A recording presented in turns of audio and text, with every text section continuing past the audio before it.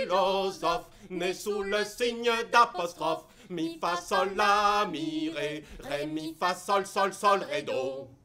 Tous deux très cérébraux, nous ne lisons pas Philippe Labro. Mi, fa, sol, la, mi, ré, ré, mi, fa, sol, sol, sol, ré, do. Tous deux très cérébraux, nous ne lisons pas Guillaume Musso. Mi, fa, sol, la, mi, ré, ré, mi, fa, sol, sol, sol, ré, do. Nous allons vous proposer ce soir, Marie-Janine et moi-même, un petit voyage initiatique au pays des idées philosophiques, d'accord? Nous allons, pour ainsi dire, vous aider à vous arracher à l'obscurité de la caverne, pardon, bien sûr, où vous gisez, pour aller vous esbaudir sous le ciel des idées pures. Chouette, Marie-Janine, cet animal philosophique que la déesse Minerve a choisi pour l'emmener loin de l'agitation futile des pauvres mortels que nous sommes, afin d'y voir un peu plus clair dans l'obscurité du monde. L'existence même du philosophe est une insulte pour la société. Il ne fait rien, mais ne s'ennuie pas. Non, il pense, pendant que tous les autres dépensent. Comment on reconnaît quelqu'un qui pense? Bon, là, c'est plus difficile. Parce qu'il faut souvent attendre que les gens parlent pour se rendre compte qu'en vérité, ils ne pensaient pas. Tu saches que penser consiste pour l'essentiel à revenir sur soi pour s'interroger sur le sens de ce qui nous entoure. Et le philosophe s'interroge tellement qu'il finit toujours, d'une manière ou d'une autre, par pencher sous le poids des questions. Je penche. Donc je suis. Voici donc ma première question. Qu'est-ce que l'homme? Vous voulez dire quid est homo? Stomo.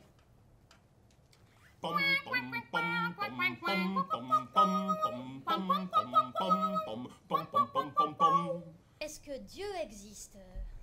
Ça, vraiment, j'aimerais bien savoir. Excuse-moi de te déranger à une heure si tardive, mais qu'est-ce qui peut bien m'assurer que tu existes? Hein? Et pourquoi voudrais-tu que j'existe, mon enfant? Vous l'avez dit, la vie, c'est la garantie de la souffrance et de l'ennui. Mais mourir ne fait pas non plus un projet d'avenir. Mais attendez, il n'y a pas que vivre et mourir dans la vie. Ouvrez un peu les yeux. Il y a aussi ne pas vivre. Tu peux très bien ne pas vivre. Ah, c'est vrai ça. Ben oui, alors. Alors on se dépêche. On prend le train et tout va très vite. On n'a pas le temps de regarder le temps qui passe, que tout le temps qui reste est déjà passé.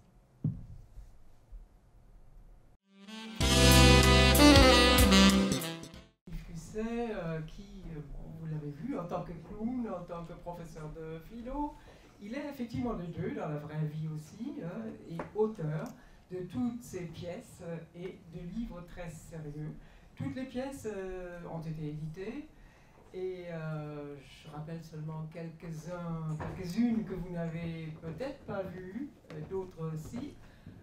Être pané, c'est une des pièces dernières. Ensuite, enfin celui que nous avons beaucoup présenté au Rencontres et Débats autrement, c'est Rien ne sert d'exister. C'est des solos. Mais il a aussi commis des duos comme celui-ci, qui personnellement est mon préféré, avec La vie des philosophes aussi. On l'a présenté ici, on va faire représenter ici. La vie rêvée des philosophes, voilà.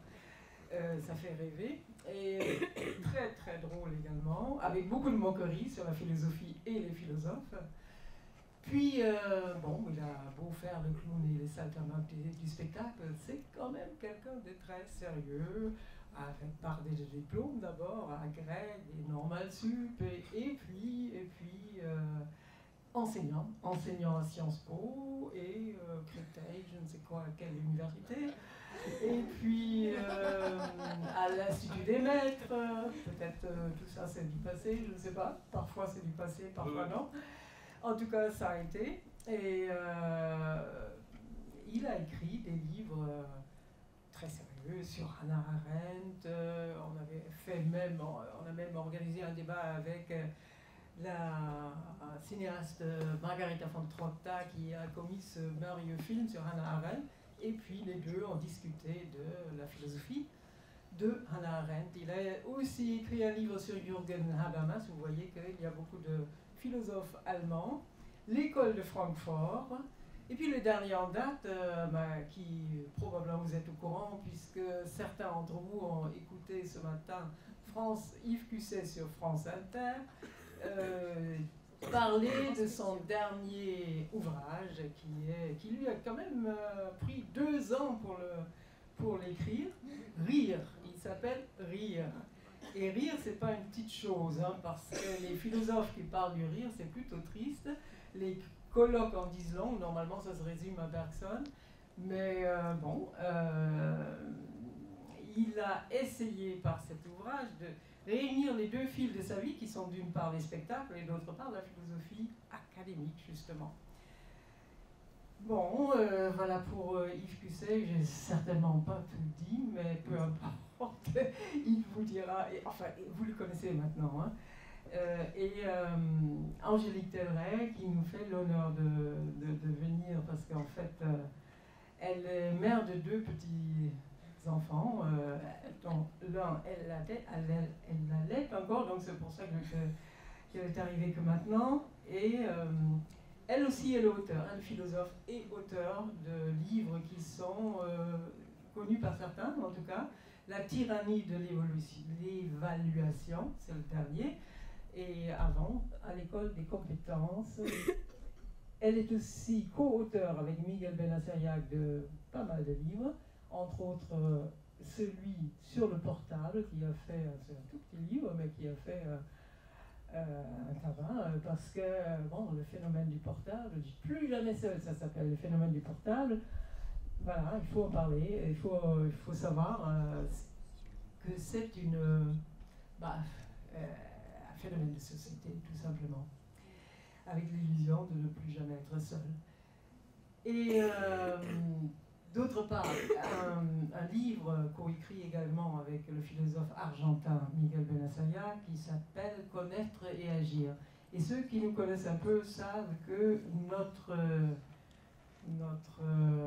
slogan à nous, si on peut dire slogan, c'est « savoir et agir ». Donc nous sommes très proches de cette philosophie-là. Un autre livre qui est l'engagement dans une époque obscure. Je vois des acquiescements, certains l'ont lu, certains ont même été au débat qui, dans le temps, s'est passé au Café du Pont-Neuf. Nous avons fait nos rencontres et débats autrement, aussi dans des cafés. Tout simplement, voilà. Il y a 2 livres qui, justement, qui se... Enfin, ce que je voulais dire, c'est quand même, vous avez des points communs. Non seulement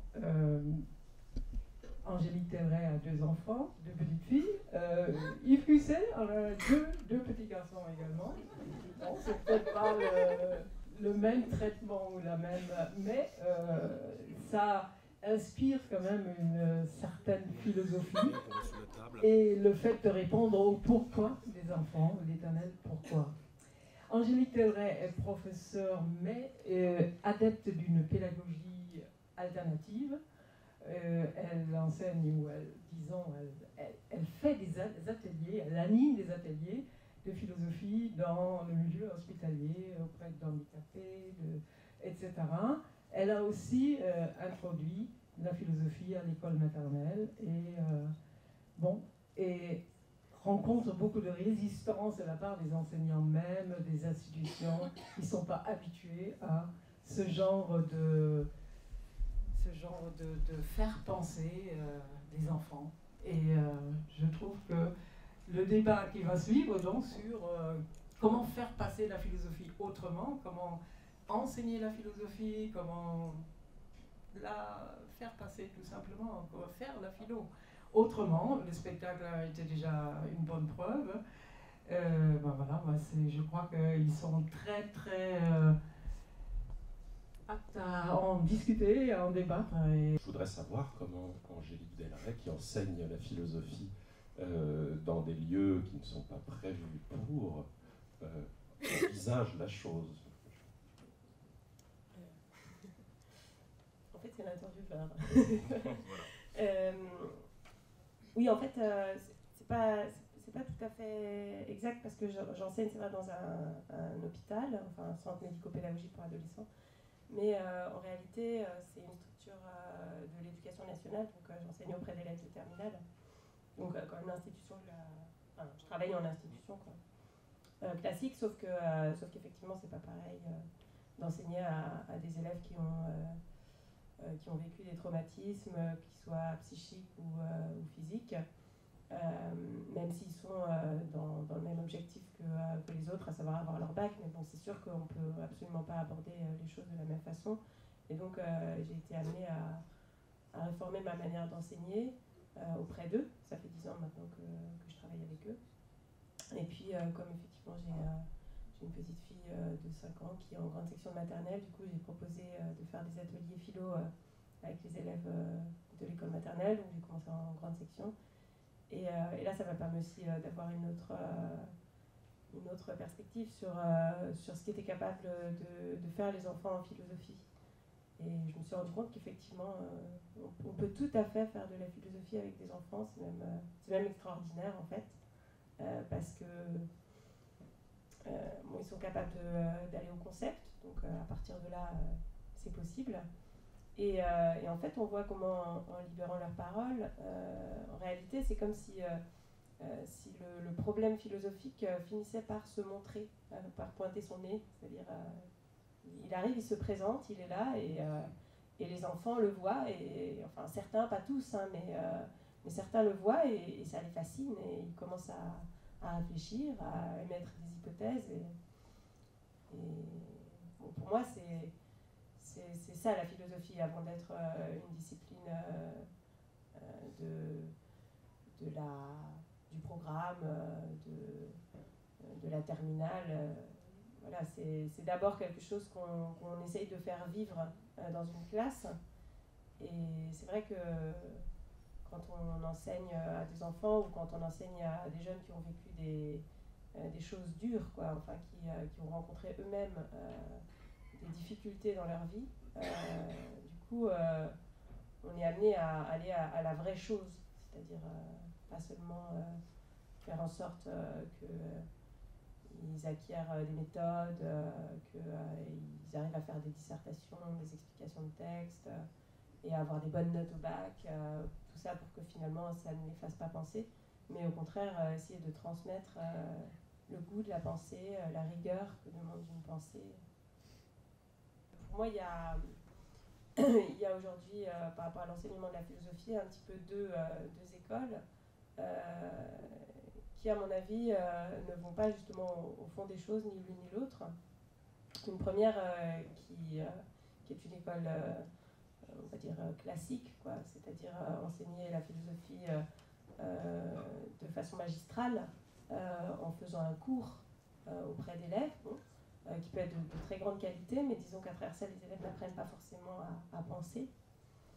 Et de l'autre côté, une école qui voudrait rendre la philosophie accessible à tous, mais parce qu'elle permet d'acquérir des compétences qui sont utiles à la société d'aujourd'hui.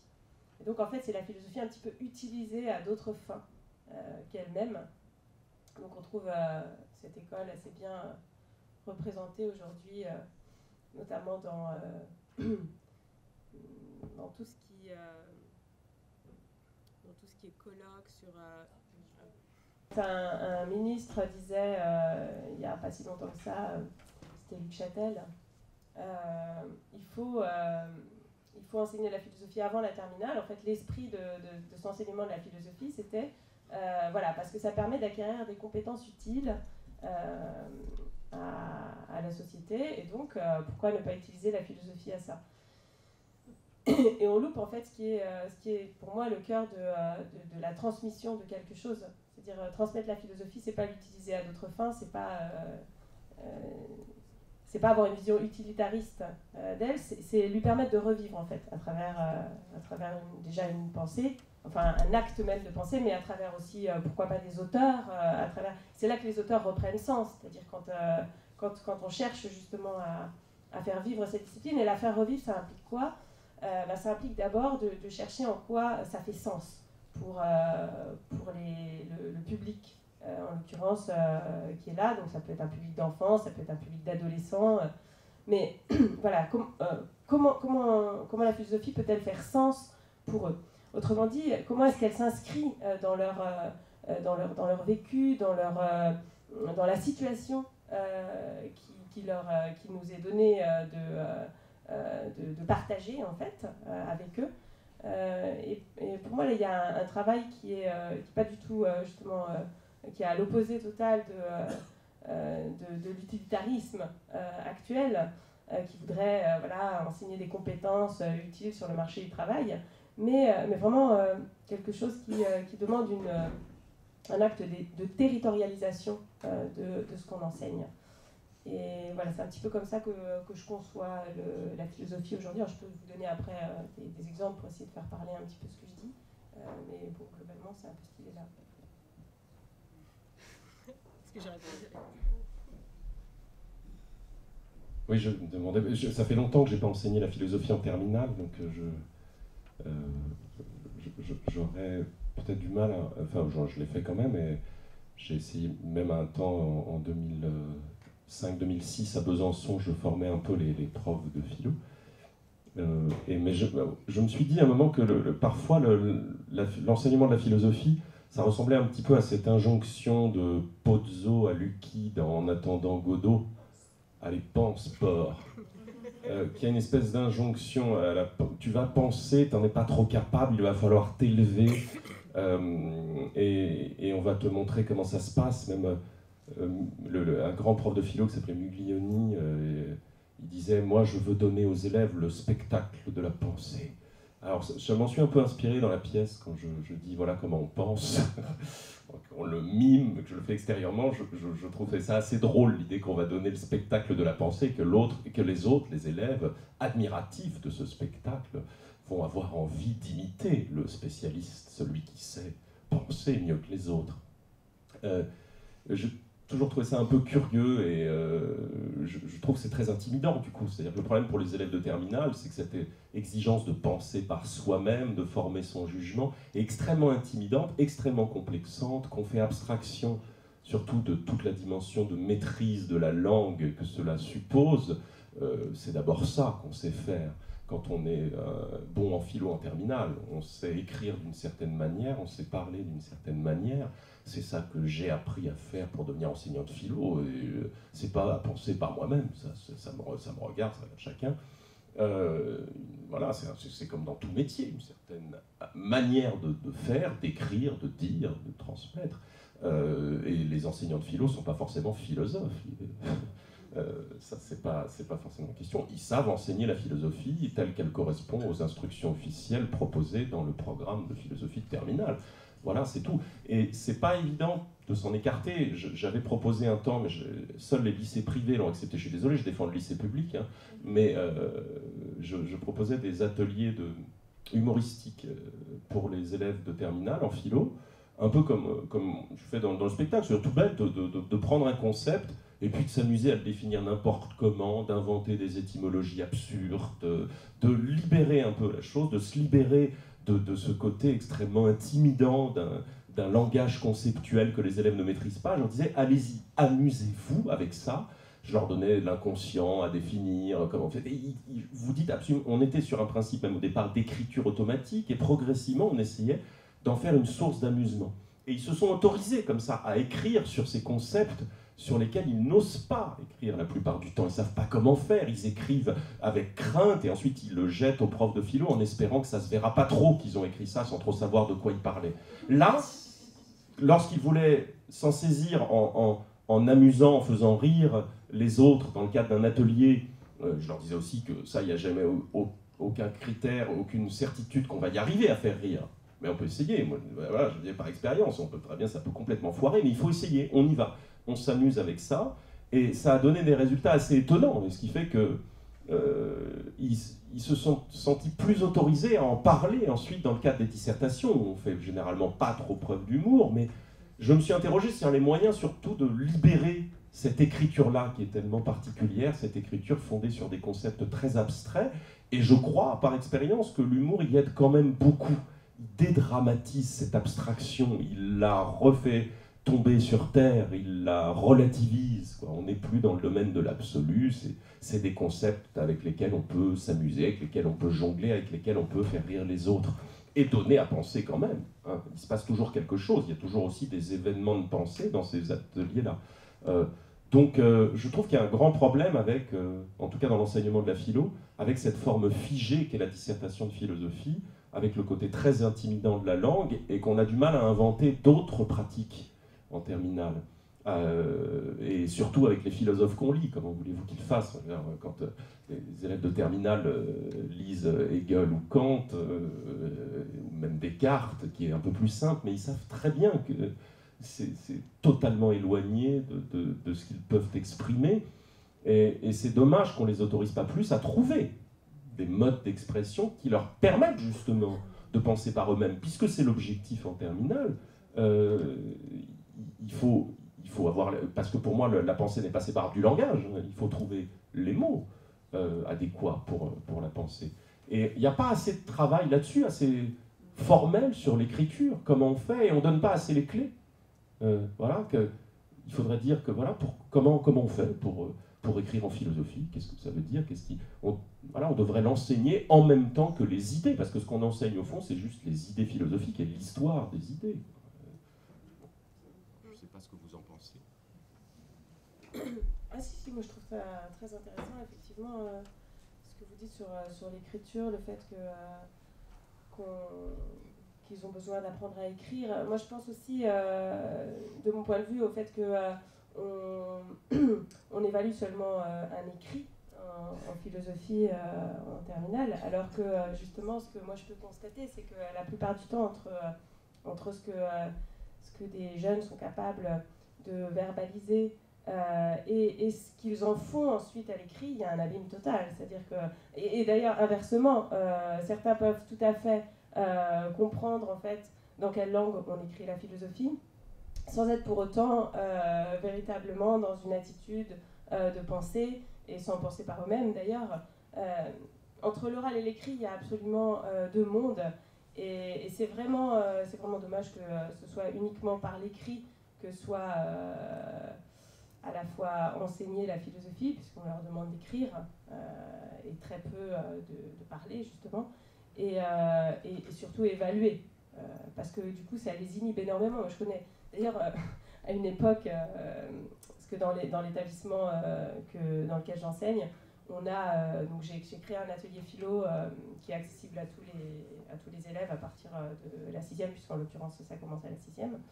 Et en fait, dans cet atelier philo, donc au départ, on fait du débat, et puis progressivement, on commence à organiser un festival de philosophie qui a lieu à la fin de l'année dans l'établissement, dans lequel donc ils ont choisi un thème, et puis ensuite ils organisent tout un tas d'activités autour du thème. Donc ça peut passer justement par beaucoup d'autres biais, modes, la philosophie que l'écrit, bien évidemment, et que la dissertation. C'est-à-dire, ça peut être sous la forme d'un débat, mais ça peut être aussi sous la forme d'une pièce de théâtre, pourquoi pas, ça peut être sous la forme d'un slam, ça peut être sous la forme de la chanson, c'est-à-dire, vraiment, ils font part à toute leur créativité pour organiser ce festival de philosophie. Et donc, je ne sais plus ce que je voulais dire, du coup, c'est dommage. mais bon, enfin, c'était sur l'idée, effectivement, de l'écrit, c'est-à-dire du fait qu'on pouvait développer la philosophie dans beaucoup d'autres modes que celui de l'écrit. Et bon, mon idée est perdue. Je la retrouve pas tout à l'heure. Et même à l'écrit dans beaucoup d'autres langues. Il y a beaucoup d'expériences aujourd'hui qui sont menées en maternelle. Alors justement, je suis intervenue à l'UNESCO. Ils organisent chaque année ce qu'ils appellent les Journées mondiales de la philosophie. Et en novembre dernier, c'était sur l'enseignement. C'est comment enseigner la philosophie autrement, justement. Et puis donc, je suis intervenue dans ces journées-là. Et alors, justement, ce dont je vous parlais tout à l'heure, c'est le fait qu'il y a un petit peu deux courants. Il y a un courant qui est vraiment agrippé en fait sur l'idée qu'il faut enseigner la philosophie sous une forme très académique et qu'il ne faut pas en sortir. Et généralement représenté par des professeurs de philosophie. Et de l'autre côté, un courant qui défend l'idée qu'il faudrait la transmettre de façon beaucoup plus large, y compris en maternelle, mais sauf que ce courant n'est en fait pas défendu justement par les professeurs de philosophie eux-mêmes, et du coup ce sont souvent des enseignants ou des enseignantes de maternelle quoi, qui prennent l'initiative eux-mêmes d'animer des ateliers philo. Alors ils le font comme ils peuvent parce qu'ils n'ont pas été formés à ça. Mais du coup, toutes les expériences qui existent actuellement quasiment sont de cet ordre-là en fait. C'est-à-dire des enseignants maternels qui font des petites formations, qui s'intéressent un petit peu, etc. Et qui essayent de faire des petits ateliers philo à partir de ce qu'ils ont pu glaner par-ci par-là sur la philosophie. Ce que je trouve dommage, c'est ceux qui ont eu justement une formation en philosophie, ceux qui ne puissent pas, qui est cette espèce de vide entre les deux en fait. C'est-à-dire qu'ils ne puissent pas, eux, aller jusqu'à expérimenter l'enseignement de la philosophie en maternelle. Et effectivement, moi, en tant qu'enseignante de philosophie, je suis habituée à enseigner à des jeunes de terminale. Le fait d'être confrontée en fait, à la pensée d'un enfant, à sa capacité à philosopher, ça m'a véritablement fascinée. C'est-à-dire qu'on voit qu'ils sont... c'est-à-dire ce que je vous disais tout à l'heure, quoi, le problème va jaillir en fait. Je me souviens qu'on avait fait, par exemple, un atelier, c'était sur... ils avaient choisi, c'était eux qui choisissaient les questions. Pourquoi travailler ?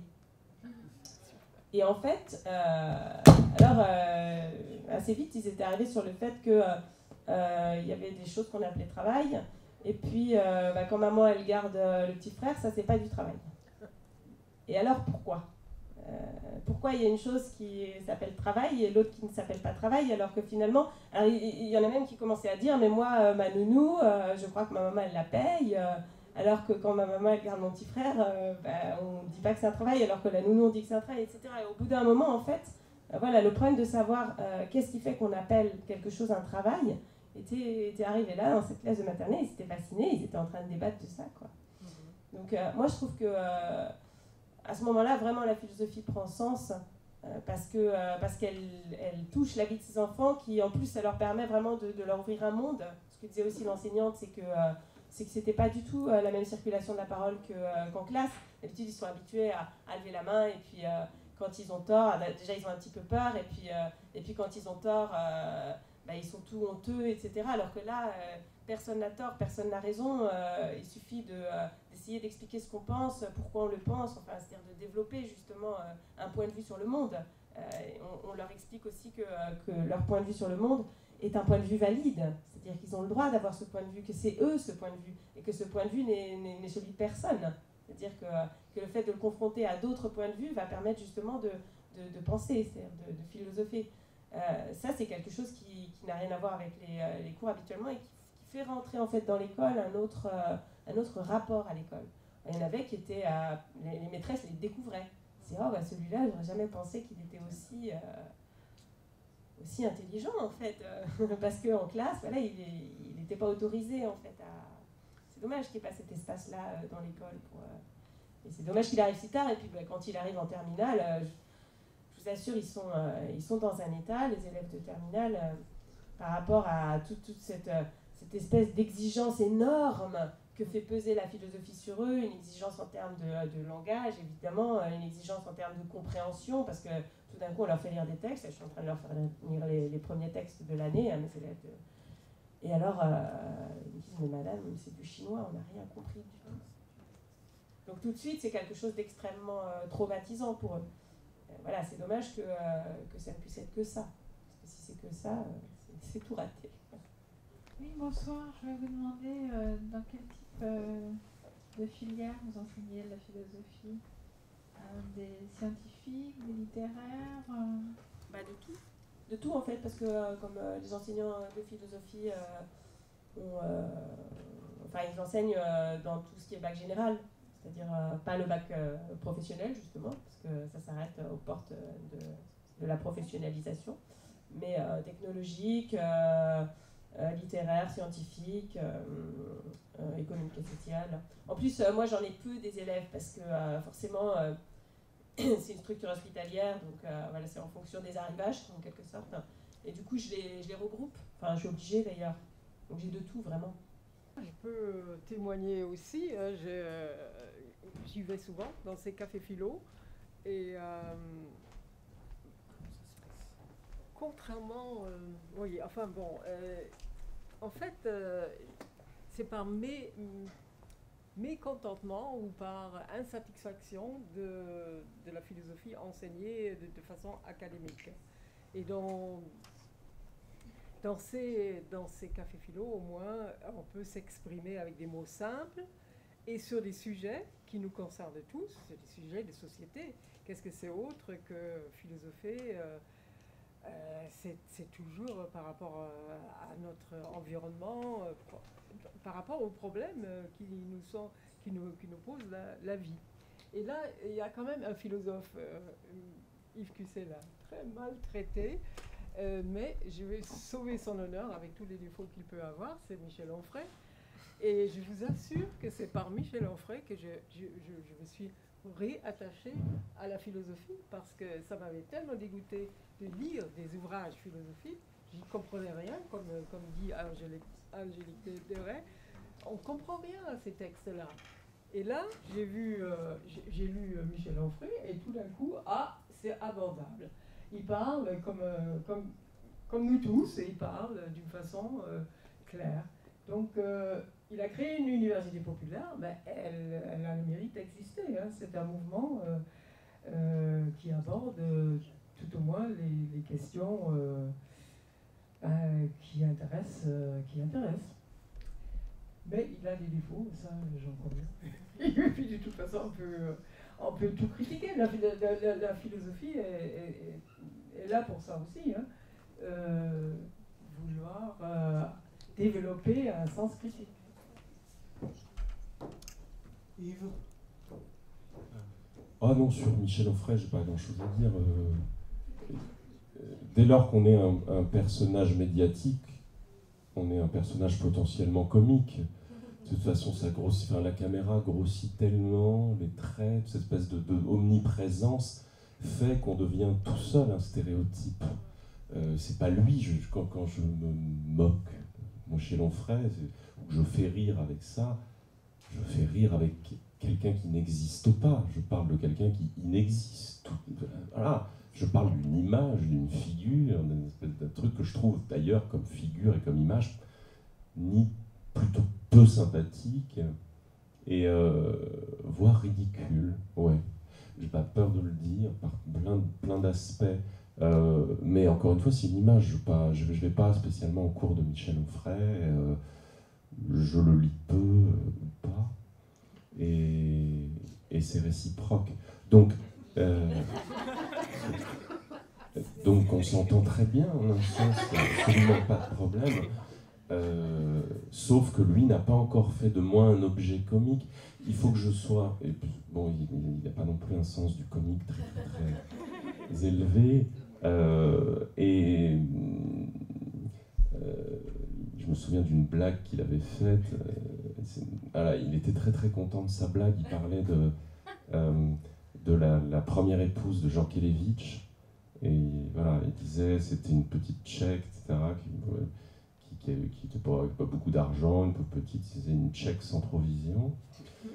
Et voilà, il était assez content de sa blague.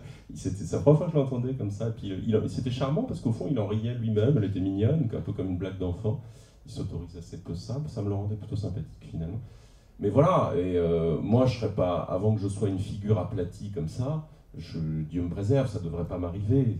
Donc il fera pas de moi un objet comique. Voilà. Le problème n'est pas Michel Onfray ou pas Michel Onfray, c'est ce délire qu'il y a autour de certaines figures, et ça les fait délirer aussi. Enfin, ça n'a pas de sens. Ça n'a pas de sens autour de pseudo-intellectuels aussi, comme Zemmour, comme que sais-je, enfin, Finkielkraut, enfin, c'est une espèce de délire qui n'a aucun sens, qui ne favorisera en aucun cas quelque chose comme de la pensée. Donc, moi, je suis sûr que Michel Onfray était un très bon prof de terminale, un bon prof dans son université populaire, voilà. Il y en a d'autres, surtout, c'est surtout ça qu'il faut se rappeler. Moi, enfin, voilà. Une fois qu'on voit Michel Onfray, on a envie de dire, il y en a d'autres. Oh. Et je dis pas ça pour moi, parce que je suis jaloux, parce que j'ai envie qu'on me voit plus. Non, non, j'en connais d'autres, j'en vois d'autres. Voilà, il faut juste dire, c'est assez peu compatible avec l'objectif de philosopher, de rétrécir ainsi l'horizon. Hein. Bon, mais c'est tout. Ah, moi, c'est pas sur Michel Onfray que je voulais. Quoique, on l'avait invité justement au festival de philosophie, Michel Onfray. J'ai des choses à raconter sur Michel Onfray. Mais parce qu'une élève avait voulu que ce soit lui qui vienne faire la grande conférence. Ils avaient choisi la norme en fait. Et bon, il n'est pas venu en chair et en os parce qu'il demandait beaucoup d'argent. Mais en revanche, il est venu en vidéoconférence. Et voilà, quoi, du coup, tout l'hôpital était présent. Ça a eu un succès fou. Voilà. Mais non, moi, c'est pour... je voulais parler revenir sur ce que tu disais, Britt, sur les textes de philosophie. Attention, ne me fais pas dire ce que je n'ai pas dit. Pour moi, un texte de philosophie est une chose extrêmement respectable et très, très, très importante et intéressante. Mais par contre, c'est la façon, en fait, de transmettre la philosophie et de confronter les élèves au texte de philosophie comme un texte sacré qui est incompréhensible parce qu'il y a une barrière de langue absolument énorme qui ne convient pas. C'est pour ça que moi, à chaque fois, je me dis, le plus important, le plus essentiel, c'est que la philosophie fasse sens, ici pour nous en situation et pour chacun des élèves. À partir du moment où elle fait sens, on peut aller aussi loin que la situation nous permet d'aller. Et parfois, on peut aller très loin et lire des textes très compliqués ensemble, et ces textes nous émerveillent et font sens. Parfois, on n'y arrive pas, parfois, on ne cite même pas un philosophe. Pour moi, ce n'est pas une question de méthode, c'est vraiment une question de situation, quoi. Est-ce qu'on peut pas... Des fois, même avec les enfants, j'ai cité des philosophes, et j'ai cité des phrases de philosophes, et ça prenait sens. Parfois, avec des élèves de terminale, je fais des cours sans aucun nom de philosophe, avec aucun mot compliqué, rien du tout, parce que c'est comme ça. C'est comme ça que la philosophie peut être transmise ici. Je vais vous donner un exemple. En fait, c'est celui que je prends au tout début de mon livre sur les compétences, sur l'école des compétences. En fait, c'est comme ça que j'ai été amenée à écrire ce livre, en fait. C'est par une expérience personnelle. Donc j'étais en train d'animer un débat avec mes élèves, c'était en l'occurrence sur la religion, mais bon, peu importe. Et puis j'avais un professeur de stage qui venait me voir un petit peu comment... C'était pour obtenir une spécialité d'enseignement aux élèves handicapés. Voilà. Et donc, bon, je faisais mon débat, et au bout d'un moment... l'enseignant, le formateur me demande mais est-ce que tu peux me dire à quoi ton débat a été utile aux élèves? Alors je ne comprenais pas trop la question. Je dis il me semble que... Donc j'essaie de lui refaire le cheminement en fait de la réflexion qui a été tenue ensemble. Il me semblait que c'était la preuve même de l'utilité, qu'il n'y avait pas à chercher ailleurs en fait que dans ce qui s'était passé. Et là, il me dit, tu vois, par exemple, là, je constate qu'il y a un élève qui n'a jamais pris la parole. Alors bon, à quoi est-ce que ce débat lui a été utile? Peut-être que tu aurais pu faire en sorte que ça lui soit utile à prendre la parole en public. C'est une compétence qui est très utile aujourd'hui dans la société. Cet autre élève, par contre, alors lui, il a énormément pris la parole, il était hors de lui, il était toujours très enthousiaste, effectivement, cet élève. Et il dit, bon voilà, lui, il a visiblement un problème à gérer ses émotions, peut-être que ton débat aurait pu être utile à ce qu'il apprenne à gérer ses émotions, c'est quand même une compétence très utile aujourd'hui dans la société. Bon, et ainsi de suite. Et alors je lui dis, écoute, effectivement, mais je vois pas trop le rapport avec la philosophie. Il dit, ah oui, c'est vrai, les philosophes ont du mal à penser qu'ils peuvent être utiles à quelque chose dans la société. Bon, je pense qu'il avait une dent contre les philosophes, mais en l'occurrence, ça m'a vraiment amené à réfléchir effectivement sur ce que j'appelle l'utilitarisme. Après, j'ai découvert en fait que cette notion de compétence, c'est vraiment quelque chose qui est qui est porté par les organisations internationales, porté notamment par l'Europe, par la Commission européenne, etc., comme des choses qui permettent si on les travaille, si on les fait acquérir en fait dans les systèmes éducatifs européens, qui permettent de valoriser la ressource humaine, qui est la ressource économique la plus... Pardon ? C'est ce qu'on appelle les compétences psychosociales ? Alors, ça peut être les compétences linguistiques, ça peut être les compétences mathématiques, ça peut être mais aussi les compétences psychosociales. Enfin, c'est-à-dire, on a comme ça toute une somme de compétences qui sont en fait, qui font un peu le tour quoi, de la ressource humaine. Et développer les compétences, c'est développer la compétitivité des pays européens. Et d'ailleurs, dans les entreprises, c'est pareil. Hein, développer le capital humain, c'est développer les compétences de l'entreprise, etc. Pardon ? Du coup, c'est pas la même, c'est deux visions différentes de la philosophie. Par rapport à... Alors faire de la oui, dites-moi. Oui. C'est-à-dire, je comprends. Non, mais c'est pas ce que vous semblez vouloir. Oui, non, absolument. Avec ce que vous faites en primaire, oui. En maternelle, c'est pas du tout ça. C'est pas développer des compétences, non.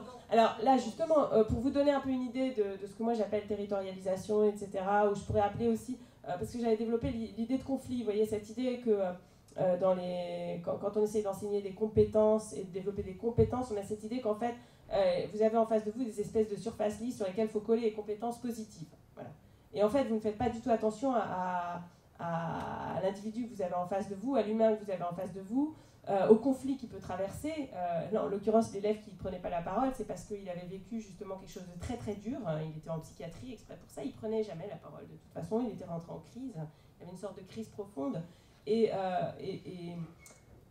j'avais appris à respecter son silence. Et les autres aussi avaient appris en fait à faire avec son silence. Voyez ? Alors, si vous êtes dans une perspective de développer des compétences, alors vous n'apprenez pas à faire avec son silence. Vous voyez, vous êtes dans une autre optique, en fait. Et quand je dis transmettre la philosophie, c'est voir comment elle fait sens dans la situation. Vous voyez, c'est avec toute cette dimension-là, en fait, de respect du conflit qu'il peut y avoir. Il peut y avoir des conflits assez lourds. Je sais que j'ai des élèves, par exemple, qui ne supportent pas la philosophie parce que ça les touche. Alors ils essayent de se protéger, puis au bout d'un moment, ils craquent, ils remontent dans leur service, et puis vous ne les voyez plus pendant longtemps. Il faut accepter cette crise, vous voyez. Faut pouvoir lui donner sens aussi dans le cours de philosophie. Et pour moi, c'est ça, en fait, enseigner la philosophie. C'est aussi pour ça que c'est pas du tout pareil de l'enseigner en maternelle que de l'enseigner en terminale, que de l'enseigner devant des élèves qui ont des problèmes psychiques, physiques, etc., etc. On n'est pas dans une vision vraiment utilitariste, vous voyez, on est plus dans une vision de transmission. Et tout à fait, mais moi je trouve qu'enseigner la philosophie en terminale, enfin je l'ai fait à l'école primaire, je sais pas, pas en maternelle, à l'école primaire, pour des enfants de 7 ou 8 ans, ça nous découvre énormément de choses à nous-mêmes, c'est peut-être socialement moins valorisant, mais il y a un moment... je sais pas, moi j'arrive pas, sans doute parce que je suis un homme, à penser comme ça, mais je trouve que le métier par exemple de professeur des écoles est infiniment plus intéressant que celui d'enseignant dans le supérieur.